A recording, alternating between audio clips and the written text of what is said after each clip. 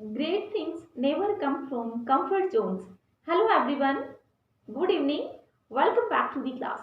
और आज की हमारी क्लास का टॉपिक है स्कोप ऑफ सोशियोलॉजी या समाजशास्त्र का विषय क्षेत्र। अब स्टूडेंट्स, विषय क्षेत्र नाम से ही पता चल रहा है, अर्थात समाजशास्त्र का क्षेत्र कौन सा है, उसकी बाउंड्रीज कौन सी है, इसके बारे में हम बात करेंगे। जैसे हमने देखा सोशियोलॉजी एक सब्जेक्ट है, एक बॉडी ऑफ नॉलेज है और इसके अंतर्गत हम सामाजिक संबंधों का अध्ययन करते हैं, या फिर अगस्त काउंट के शब्दों में ह्यूमन सोसाइटी की स्टडी करने वाली साइंस है sociology. Sociology is science of society. लेकिन सोसाइटी की स्टडी करते समय सोशियोलॉजी की बाउंड्रीज क्या, मतलब वो बाउंड्रीज में रहकर स्टडी करनी होगी सोशियोलॉजी। अगर कोई भी सब्जेक्ट बाउंड्रीज का उसे ध्यान नहीं है, सीमाओं का ध्यान नहीं है, तो भटकने की संभावना रहती है उस सब्जेक्ट को, और फिर वह एक व्यवस्थित विषय नहीं रह पाता है। देखिए स्टूडेंट्स, आपका भी तो कॉलेज का एक सिलेबस होता है, आपको सिलेबस के अकॉर्डिंग ही सोशियोलॉजी या कोई भी विषय पढ़ना होता है। अगर आप सिलेबस से बाहर जाएंगे, आपकी सक्सेसफुल होने के चांसेस बहुत कम है। वही बात सोशियोलॉजी के लिए।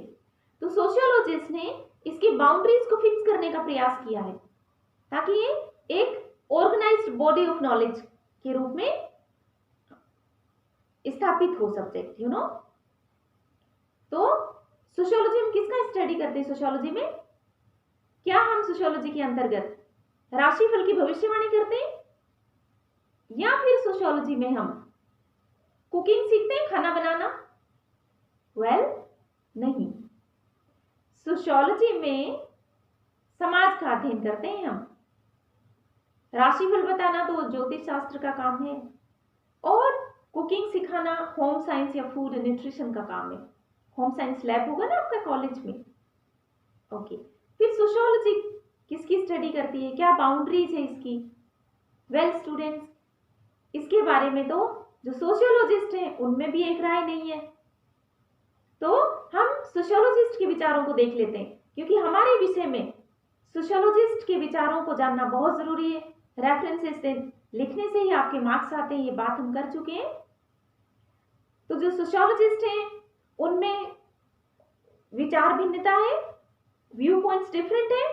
उसके आधार पर हम समाजशास्त्रियों को दो वर्गों में बांट सकते हैं, दो ग्रुप्स में बांट सकते हैं। एक ग्रुप को हम फॉर्मल स्कूल कह सकते हैं, हिंदी में स्वरूपात्मक स्कूल या औपचारिक स्कूल, और दूसरे सोशियोलॉजिस्ट को हम समन्वयात्मक स्कूल या सिंथेटिक स्कूल कह सकते हैं। पहले हम बात करते हैं कि सोशियोलॉजी की बाउंड्रीज को निर्धारित करने वाले फॉर्मल स्कूल की। फॉर्मल स्कूल या स्वरूपात्मक स्कूल में अधिकांश जो सोशियोलॉजिस्ट है वो जर्मन सोशियोलॉजिस्ट हैं, और उनमें हम जॉर्ज सिमल की बात कर सकते हैं। जॉर्ज सिमल कहते हैं कि सामाजिक संबंधों के एक तो स्वरूप होते हैं, और एक सामाजिक संबंधों का कंटेंट भी होता है कि उसके अंदर क्या है। तो सोशियोलॉजी सिर्फ सामाजिक संबंधों के स्वरूपों का अध्ययन करता है, फॉर्म्स का, ना कि अंतर वस्तु या कंटेंट का। जैसे वो बताते हैं अधीनस्थता, प्रभुत्व, श्रम विभाजन आदि का अध्ययन समाजशास्त्र के अंतर्गत किया जाता है। जैसे मान लीजिए अधीनता का संबंध है या प्रभुत्व का संबंध है, तो इन संबंधों के स्वरूप का अध्ययन करेगी सोशियोलॉजी, ना कि उसके अंदर कंटेंट है उसका स्टडी नहीं करेगी। कंटेंट मतलब प्रभुत्व है, मान लीजिए प्रभुत्व पॉलिटिकल साइंस का सब्जेक्ट भी है, तब राजनीतिक प्रभुत्व की बात होगी तो पॉलिटिकल साइंस स्टडी करेगा उसको, ना कि सोशियोलॉजी। तो आप समझ पा रहे हैं आई थिंक। फिर इसी कड़ी में हम टॉनिस की बात कर सकते हैं, एफ टॉनिस की। उन्होंने कहा है कि सोशियोलॉजी का सब्जेक्ट मैटर है गेमेनशाफ्ट और गेसेलशाफ्ट। अभी भी जर्मन भाषा के शब्द हैं। गेमेनशाफ्ट का मतलब होता है जैसे कि प्राथमिक समूह होते हैं उस तरह के समूह, उदाहरण के रूप में परिवार, ग्रामीण समाज या जनजातीय समुदाय। इनको हम गेमेनशाफ्ट कह सकते हैं, जिनमें आत्मीयता के संबंध हो, अनौपचारिकता हो, एक दूसरे को लोग जाने, कृत्रिमता ना हो संबंधों में। उदाहरण के रूप में देखिए फैमिली में कैसे रिलेशनशिप होती है, आत्मीयता, परिवार के सदस्य एक दूसरे को जानते हैं, अटैचमेंट है। तो एफ टोनीज कहते हैं कि सोशियोलॉजी इस तरह के ऑर्गेनाइजेशंस की स्टडी करता है, इस तरह के समूह की अध्ययन करता है, गेमिनशाफ्ट प्रकार के। वहीं वो ये भी कहते हैं कि सोशियोलॉजी में गेसेलशाफ्ट प्रकार के संबंधों का भी अध्ययन किया जाता है। गेसेलशाफ्ट कैसे? औपचारिक संबंध जो आधुनिक समाजों में पाए जाते हैं, समितियों में, जैसे आपका कॉलेज है, कॉलेज में स्टाफ है, स्टूडेंट्स हैं, प्रिंसिपल है, क्या उनमें आत्मीयता का संबंध ज्यादा है या फिर उद्देश्य आधारित संबंध है? ये स्पेसिफिक ऑब्जेक्टिव है, इसके लिए कॉलेज में आए सब लोग।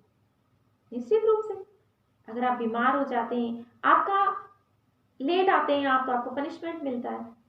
आपकी अटेंडेंस है वो शॉर्ट हो गई है तो आपको परीक्षा में बैठने नहीं दिया जाता है, डिबार कर देते हैं आपको। तो ये समिति वाले संबंध है, अर्थात शहरी समाज जिसे हम ले सकते हैं। तो हमने देखा टोनीज सोशियोलॉजी का स्कोप है वो गेमिनशाफ्ट और गेसेलशाफ्ट के रूप में बताते हैं। अब हम next German sociologist max weber की बात कर लेते हैं। मैक्स वेबर कहते हैं कि सोशियोलॉजी का जो स्कोप है ना, उसके अंतर्गत सोशल एक्शंस की स्टडी की जाती है। अब ये सोशल एक्शंस क्या है? देखिए, सोशल एक्शंस मीनिंगफुल इंटरेक्शन है दो इंडिविजुअल्स के बीच में, दो या दो से अधिक अर्थपूर्ण जो अंत्यक्रियाएं होती है कर्ता और प्रतिकर्ता के बीच। मतलब जैसे अभी मैं करता हूं, मैं बोल रही हूं, आप सुन रहे हैं। अगर आप कमेंट बॉक्स में इस क्लास के लिए कोई भी आप सजेशन देते हैं या मुझे कुछ नए टॉपिक्स पर क्लास लेने के लिए कहते हैं या आपको कोई समझ में नहीं आया तो उस पर फर्दर इलैबोरेट करने के लिए आप मुझे कहते हैं, तो ये हमारी सामाजिक क्रिया हो गई कि मैंने आपको इन्फ्लुएंस किया, आपको पढ़ने के लिए इंस्पायर किया या आपको पढ़ने के लिए मैंने मतलब उत्सुक कर दिया आपको सोशियोलॉजी के स्कोप को समझने के लिए, और आपने उसका जवाब दिया, तो ये सोशल एक्शन हो गया। तो मैक्स वेबर कहते हैं कि सोशल एक्शन की व्याख्यात्मक बोध कराने वाला विषय है सोशियोलॉजी, अर्थात इंटरप्रिटेटिव अंडरस्टैंडिंग। अभी इंटरप्रिटेटिव अंडरस्टैंडिंग क्या होती है? ये नया शब्द हो गया आपके लिए। देखिए, इंटरप्रिटेटिव अंडरस्टैंडिंग का मतलब है कि क्रिया को करने वाला क्या अर्थ लगाता है, जो व्यक्ति क्रिया कर रहा है उसका क्या मीनिंग है, और जो दूसरा समझ रहा है वो उसका क्या अर्थ लगाता है। अर्थात इंडिविजुअल की समझ बहुत इंपॉर्टेंट है। इसलिए वो कहते हैं कि सोशियोलॉजी है, sociology is the science of interpretative understanding of social actions. और फिर वो सोशल एक्शंस के प्रकार बताते हैं। ट्रेडिशनल सोशल एक्शन अर्थात परंपरागत सामाजिक क्रिया, मूल्य उन्मुखी सामाजिक क्रिया और भावनात्मक सामाजिक क्रिया, तार्किक सामाजिक क्रिया। फिर हम बात करते हैं वानविज की बात कर सकते हैं। वानविज कहते हैं कि सामाजिक जो संबंध है उनके 650 स्वरूप है। उन्होंने संबंधों के स्वरूपों को भी स्पेसिफाई कर दिया और इन 650 प्रकार के सामाजिक संबंधों का अध्ययन करने वाले सब्जेक्ट को हम सोशियोलॉजी कहते हैं। फिर वीरकांत वो भी यही कहते हैं कि सोशियोलॉजी वो एक स्पेसिफिक सब्जेक्ट है और उसमें सामाजिक संबंधों के हम स्वरूपों का अध्ययन करते हैं, ना कि अंत्य वस्तुओं का।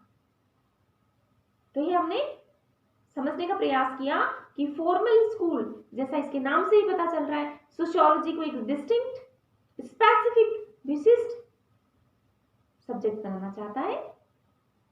इसके सामाजिक संबंधों के स्वरूप का अध्ययन इसमें किए जाने की वो बात करते हैं और इसीलिए फिर सोशियोलॉजी एक फॉर्मल या विशिष्ट विज्ञान बन जाता है। लेकिन इसकी आलोचना भी है। क्या आलोचना है?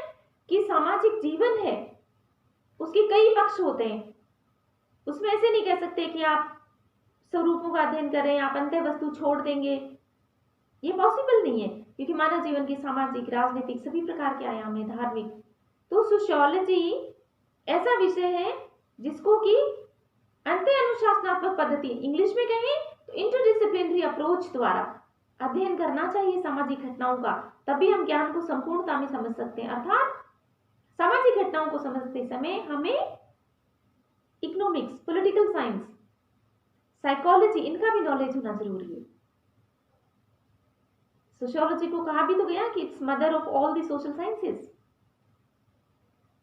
इसलिए सोशियोलॉजी का क्षेत्र है वो इस तरह से सीमित नहीं किया जा सकता जैसा कि फॉर्मल स्कूल करना चाहता है। एक्चुअली सोशियोलॉजी बहुत ब्रॉड सब्जेक्ट है, तो ये इसका क्रिटिसिज्म है। फिर सोरोकिन कहते हैं कि सोशियोलॉजी में सामाजिक संबंधों के स्वरूप का अध्ययन किया जाता है, अन्य विषयों में नहीं किया जाता है, कहना भी गलत है। उनके अनुसार जो सामाजिक संबंध है, मान लीजिए किसी में झगड़ा हो रहा है पति पत्नी में, तो एक कानून का ज्ञाता वकील है, वो उन संबंधों को ज्यादा अच्छे से समझ सकता है, सोशियोलॉजिस्ट से भी ज्यादा समझने का प्रयास करता है वो। कहने का मतलब है कि कानून में भी सामाजिक संबंधों की बहुत अच्छी समझ जरूरी है, वो समझा भी जाता है। तो फिर ये कैसे कह सकते हैं कि सिर्फ सोशियोलॉजी में सामाजिक संबंधों के स्वरूप का अध्ययन किया जाता है? तो ये सोरोकिन ने क्रिटिसिज्म किया है। तो हम देखते हैं दूसरे स्कूल को। दूसरे स्कूल का नाम है विश्लेषणात्मक स्कूल या सिंथेटिक स्कूल। सिंथेटिक स्कूल जैसा नाम से ही पता चल रहा है, नॉलेज का सिंथेसिस करता है, विश्लेषण करता है, अन्य विषयों की इसमें मदद ली जाती है सामाजिक फिनोमिना या सामाजिक प्रघटना को समझने के लिए। और इस स्कूल के समर्थक विद्वान हैं हाफहाउस, सोरोकिन, एमिली दुर्खाइम और अन्य। हम प्रमुख विचारकों की बात कर लेते हैं। तो हम सोरोकिन की बात करते हैं। सोरोकिन कहते हैं कि सोशियोलॉजी है वो एक सामान्य विषय है, वो जैसा कि फॉर्मल स्कूल वाले कहते हैं एक विशिष्ट सब्जेक्ट नहीं है, क्योंकि सोशियोलॉजी में सामाजिक संबंधों के स्वरूप और अंतर्विषयों दोनों का ही अध्ययन किया जाता है, form and content of relationship दोनों का ही, ये जनरल है। और जब हम ह्यूमन रिलेशनशिप के सभी आयामों का अध्ययन करेंगे तभी हम समाज के बारे में वास्तविक ज्ञान प्राप्त कर सकते हैं। ऐसा सोरोकिन ने कहा है कि अन्य विषयों की जानकारी होनी चाहिए और अन्य विषय भी मदद करते हैं समाज को समझने में। फिर दुर्खाइम की बात कीजिए आप। एमिली दुर्खाइम कहते हैं कि सोशियोलॉजी का जो स्कोप है वो है सोशल फैक्ट्स की स्टडी करना। सोशल फैक्ट्स क्या है? सोशल फैक्ट्स है हमारे कार्य करने के तरीके, सोचने के, अनुभव करने के तरीके। जैसे शिक्षा, आपको जो अभी हम शिक्षा के विषय को लेकर ही तो बैठे हैं, ऑनलाइन शिक्षा, ये सामाजिक तथ्य हो गया शिक्षा। एग्जामिनेशन सामाजिक तथ्य, परंपराएं सामाजिक तथ्य, टीचर का रिस्पेक्ट करना सामाजिक तथ्य, बड़ों का आदर करना। इसलिए वो कहते हैं कि सामाजिक तथ्य है वो समाजशास्त्र की अध्ययन करता है, उसका समाजशास्त्र सामाजिक तथ्यों। और सामाजिक तथ्यों की विशेषताएं बताते हैं कि सामाजिक तथ्य सभी के लिए जनरल है, सभी बच्चों को एग्जामिनेशन पास करना है, जनरल है ना, क्योंकि सामाजिक तथ्य एग्जामिनेशन। फिर सामाजिक तथ्य है वो बाध्यकारी है, अर्थात कोएर्सिव है, वो आपको मानना पड़ता है उनको, और वो आपसे बाहर भी, आपका कंट्रोल नहीं है, एक्सटीरियर है, वो आपसे बाहर है। आप नहीं चाहते एग्जाम पास करना, एग्जाम का स्ट्रेस लेना नहीं चाहते आपको तो किसी कला में रुचि है, लेकिन आपको एग्जामिनेशन पास करना होगा। क्यों? क्योंकि आप सोसाइटी से कंट्रोल होते हैं, और सोसाइटी में एग्जामिनेशन पास करना, डिग्रीज होना डिजायरेबल है, वांछनीय है, अच्छा माना जाता है। तो हमने बात की इनकी, एमिली दुर्खाइम की, सोरोकिन की, हाफहाउस की। और फिर हम देखते हैं कि जो सिंथेटिक स्कूल है ना, वो कहीं ना कहीं नेचुरल साइंसेस से बहुत प्रभावित है। इसके थिंकर्स वो समाज की तुलना ऑर्गेनिज्म से करते हैं, साव्य से। और साव्यय का मतलब होता है ऑर्गेनिज्म, ऑर्गेनिज्म के डिफरेंट ऑर्गन्स हैं, सिस्टम्स हैं। हमारी बॉडी के सिस्टम है सर, नर्वस सिस्टम हो गया, डाइजेस्टिव सिस्टम हो गया, रिप्रोडक्टिव सिस्टम हो गया, इन सब जो हमारी व्यवस्थाएं हैं शरीर की, उनमें संतुलन होने से ही हम काम कर सकते हैं। इसी प्रकार से सोशियोलॉजी में अन्य विषयों से तारतम्य बिठा के, अन्य विषयों की नॉलेज से, तभी सोशियोलॉजी एक सब्जेक्ट के रूप में पूर्णता को प्राप्त करता है। इसलिए इन्होंने नेचुरल साइंसेस से इन्फ्लुएंस भी हुए हैं लोग। फिर हम वर्तमान समय में बात करते हैं सोशियोलॉजी की। देखिए वर्तमान समय में 1990 के बाद ग्लोबलाइजेशन और जिस तरह के डेवलपमेंट के नए पैराडाइम्स आए, समाज, ह्यूमन सोसाइटी जिस तरह से डेवलप हो रहा है, इवोल्व हो रहा है, उसी तरह से सोशियोलॉजी एक सब्जेक्ट के रूप में इवोल्व हो रहा है, बढ़ रहा है। तो हम देखते हैं आज सोशियोलॉजी में अनेक ब्रांचेस हैं, जैसे medical sociology, sociology of leisure, sociology of development, या फिर अर्बन सोशियोलॉजी। तो सोशियोलॉजी का स्कोप बढ़ता जा रहा है। पोस्ट मॉडर्नाइजेशन के इरा में आप देखिए, फिर महिलाओं की अलग से समस्याएं, फेमिनिज्म जैसी नई थ्योरीज आ रही है सोशियोलॉजी में। तो जैसे जैसे समस्याएं बढ़ रही हैं, ह्यूमन सोसाइटी चेंज हो रही है, उसी तरह से सोशियोलॉजी की नई नई ब्रांचेस आ गई हैं। इंडस्ट्रियल सोशियोलॉजी की बात कर सकते हैं। अर्थात सोशियोलॉजी का स्कोप है वो निरंतर बढ़ता जा रहा है। और जो पार्सन्स है वो अपनी book the structure of social action, the structure of social system में बात करते हैं कि सोशियोलॉजी के अंतर्गत हम समाज की संरचना, प्रकार्यों आदि का अध्ययन करते हैं। इस तरह से सोशियोलॉजी का जो स्कोप है वो ग्रो करता जा रहा है और आने वाले समय में हमें इस साइंस की बहुत जरूरत पड़ेगी। तो आई होप आपको समझ में आया। तो हमने इस क्लास में बात की कि सोशियोलॉजी के स्कोप का क्या तात्पर्य, हमने देखा स्कोप का तात्पर्य इसकी बाउंड्री से है। फिर हमने बात की कि सोशियोलॉजी है उसकी जो विचारक है उनको दो स्कूल्स में बांट सकते हैं, formal school and synthetic school या इनफॉर्मल स्कूल।